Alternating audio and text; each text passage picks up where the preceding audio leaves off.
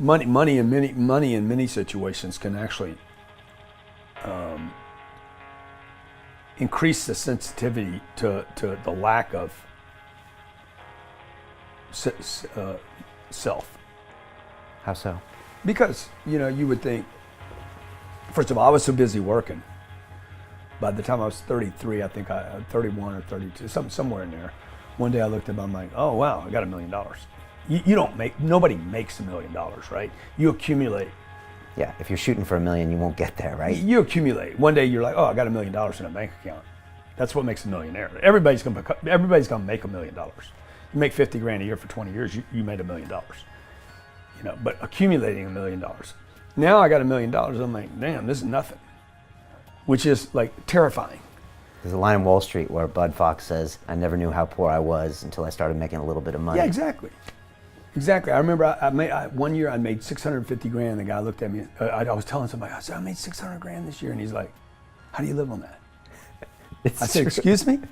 He said, how do you live on that? How do you make sense of your potential at that? And are you bragging or complaining? He's like, I'm confused. And I'm like, fucking thank you so much. See you later. I got to get back to work.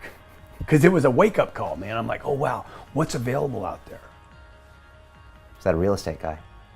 That guy was actually not. He was a New York Wall Street banker guy. You said you might have gone into Wall Street if you had to do it all over again. Oh, without a doubt. Okay.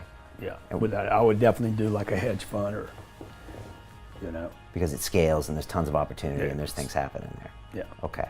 But you went 5 years into sales and perfecting these techniques, and you got into real estate because you wanted a place to put your cash and put your instruments, right? Yeah. So the first business was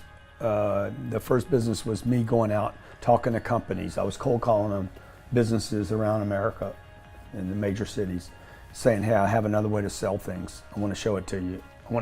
I just want to try it out with your staff and see what happens. And Are you good on the phone now?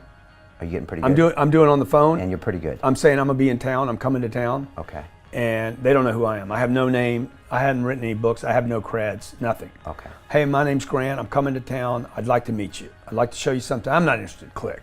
I'd still go see the guy. So I started building. That's when I really became a salesperson. I'm 31 to 33 years old, and I'm banging the phone 3 days, and then I show up in a city. Okay, that's what makes a salesperson, because it's cold calling and then showing up. It's a cold call followed up by a visit. Hey, I called you the other day. You told me not to come by. Appreciate what you said. I just want to introduce myself. And the reason I'm in town, and then I'd go into my pitch.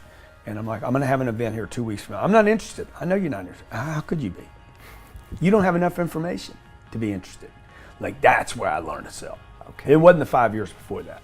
Okay. Like now I'm learning how to produce a lead, how to create interest, how to keep interest, how to persist in a cycle, how to hit a deadline, because every one of these events was 2 weeks later.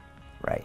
So you need a deadline. Absolutely. I need a tight deadline. Right. We were talking about the webinars earlier before the interview, and so I learned how to do everything in very tight timelines, where most people we just did an event, 2,200 people showed up. We marketed the entire event for 77 days. From idea to close of event was 77 days. Nobody does that. Most people take a year to do that event. Okay. So we did a 9,000 person event in under 9 months. Nobody hits these kind of targets. So what I was learning, what I didn't know back at 30 years old, was I was learning about the value of time, man, and pressure. And that had become literally like what has made my little thing here, or things, whether it's real estate or I'm off track from your question, but this is good. So the value of time, meaning compression of time. You can get much more in there than you think. Oh my God. Like I get more done in a day than anybody I know. All right. And by doing that, you're even much more effective. Well, yeah. I mean, your sales is more effective, and you're just compressing everything. Yeah, time is money, right? If time is money, and I'm compressing things. So a guy told me, I said, who do you think works harder, me or you? He's like, oh, he does. He's convinced he works harder than any person in the world. It's right? Gary V. Yeah. Me. I said, yeah, but who gets more done, dude? Who monetizes more faster? These are the bigger questions, not who works harder. It's who puts the branches and the pecans and the leaves in the bag without making the biggest mess. Like that is what a business is. It's not about making a mess or doing a bunch of work or looking all raggedy ass at the end of the day. It's how much can you get done with time.